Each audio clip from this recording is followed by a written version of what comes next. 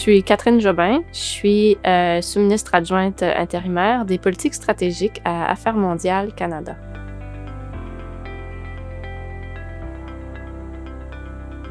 J'aime beaucoup m'intéresser au vocabulaire. Donc, l'idée d'écosystème, ça vient de la biologie, puis ça réfère à quelque chose de très complexe, un ensemble qui se tient, mais où il y a plein d'acteurs, il y a plein de phénomènes, il y a plein de processus qui interagissent pour donner un tout. Puis, bon, en fait, quand on parle d'écosystème des politiques, c'est une métaphore qu'on utilise, c'est la métaphore de la biologie pour référer à l'ensemble des acteurs qui produisent des décisions, qui produisent des résultats. Donc, on peut s'intéresser au rôle du Parlement, au rôle des tribunaux, au rôle des groupes de pression, au rôle de la fonction publique. On peut s'intéresser aux résultats, à la valeur pour les citoyens. Et c'est l'ensemble de ces phénomènes, de ces acteurs-là, de ces processus, de la culture qui les sous-tend que je définirais comme l'écosystème des politiques. Pour moi, quand on parle de l'écosystème des politiques puis de ces éléments fondateurs ou fondamentaux, il faut vraiment revenir à la base. On parle du Canada, donc on parle d'un pays avec une constitution de nature fédérale. On a un régime de gouvernance où il y a plusieurs ordres de gouvernement. C'est sûr que là, ici, je m'adresse à des praticiens surtout qui sont issus de la fonction publique fédérale. Donc, on est très sensible, très au courant du rôle du gouvernement fédéral dans la société, dans l'économie canadienne. Mais c'est aussi pertinent de comprendre, de s'intéresser au rôle des provinces, au rôle des Premières Nations, des peuples métis et inuits, rôle des municipalités aussi. Donc, ce facteur constituant-là est pour moi fondamental. Ensuite, il y a aussi d'autres dimensions, par exemple, les principes du gouvernement responsable, le rôle de la Charte des droits et libertés, le rôle des tribunaux. Et puis ensuite, il y a des aspects qui sont beaucoup moins structurants. Mais qui sont tout aussi importants. Toute la question de l'histoire, des traditions, des débats qui nous paraissent parfois plus anciens, mais qui reviennent, de la culture qui pourrait être particulièrement canadienne, et il y a aussi des sous-cultures régionales, qui est une culture quand même du consensus. Il y a des particularités à notre histoire qui animent l'environnement des politiques dans lequel on vit maintenant.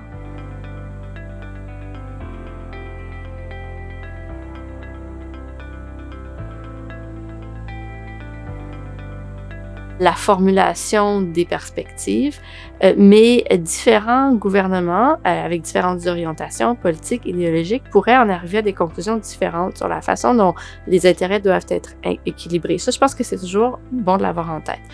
La question des lorgnettes me paraît toujours pertinente quand on passe à des questions d'équité, d'équilibre.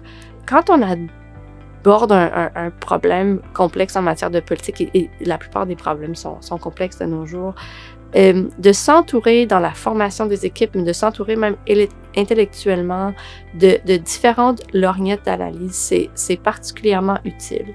Il y a des lorgnettes qui sont plus des lorgnettes juridico-légales, c'est-à-dire c'est plus une question presque de légitimité de l'autorité, de comment ça découle des grands principes fondateurs. Parfois, c'est aussi une lorgnette d'équité, de justice. Il y a des lorgnettes qui sont de nature plus politique ou anthropologique, par exemple, essayer de comprendre qui va être un gagnant dans une circonstance particulière, qui va être un perdant, comment les gens vont ou vivent une situation présente ou pourraient la vivre dans le futur. Donc, l'aspect très, très concret des impacts d'une décision. Il y aurait aussi, moi, j'appelle ça peut-être la lorgnette qui vient du monde du génie un petit peu, et je ne suis pas ingénieure, mais j'en ai côtoyé dans ma carrière, la perspective de la résolution de problèmes. Il y a quelque chose qui ne marche pas, est-ce qu'on peut le faire marcher? Est-ce que la machine pourrait repartir? Finalement, il y a toute la question qu'on pourrait appeler des communications. Au final, si on prend une décision, si quelque chose se passe, comment ça va se communiquer? Comment on pourrait l'expliquer? C'est aussi la même lorgnette, c'est un peu la lorgnette du party de famille. C'est-à-dire en 3-4 minutes, l'expliquer à un oncle, une tante, un cousin. Est-ce qu'on est capable de bien expliquer le problème et puis les solutions possibles? Puis dans ce contexte-là, la question de l'équilibre devient un petit peu plus claire. Parce que c'est possible de faire la part des choses, d'expliquer tous les angles d'un problème, des possibilités de sa résolution, des éléments de ce qu'on appelle la boîte à outils.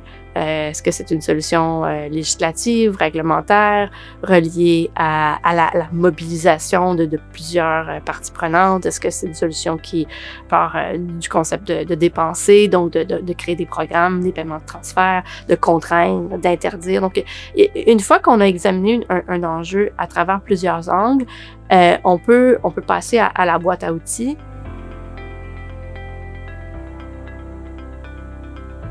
Je pense qu'un bon analyste des politiques doit s'intéresser à son environnement et à l'actualité. Donc, l'actualité nationale, internationale, la curiosité par rapport à ce qui se passe dans le pays puis ce qui se passe dans le monde est essentielle. Il y a plein de formules anciennes ou nouvelles qui existent maintenant qui permettent ce contact-là dans le contexte du développement des politiques. Le schéma classique, c'est un peu un schéma de type grande orientation, consultation par des véhicules divers. On regarde ce que les gens nous ont dit. Ensuite, on développe des options. On fait une analyse avec quelques lorgnettes.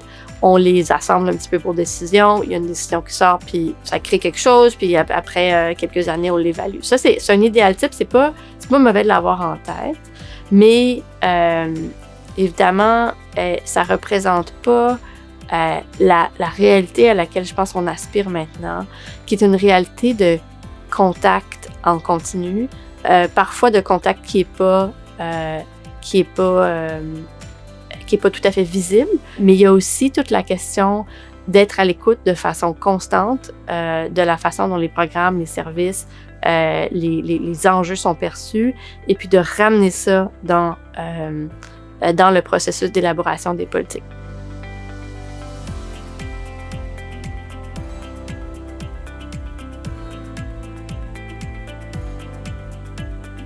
La dernière chose, c'est que je dirais de s'entourer de gens qui peuvent regarder des problèmes, des questions, des enjeux sous des lorgnettes différentes. Ça, c'est pertinent dans la constitution des équipes pour un gestionnaire, c'est pertinent dans la constitution d'un réseau pour un analyste en matière de politique, donc pour toujours garder cette vision grand angle. Puis l'aspect final, c'est que c'est sûr qu'il faut travailler avec compétence, avec un petit peu de chance, avec excellence tous les jours. Donc, les habiletés fondamentales de réfléchir, d'écrire, de communiquer, de collaborer. Ça fait partie des choses auxquelles je pense que c'est des attentes de base. Puis qu'on peut peaufiner, même les hauts gestionnaires peaufinent chaque jour leurs habiletés à communiquer puis à réfléchir.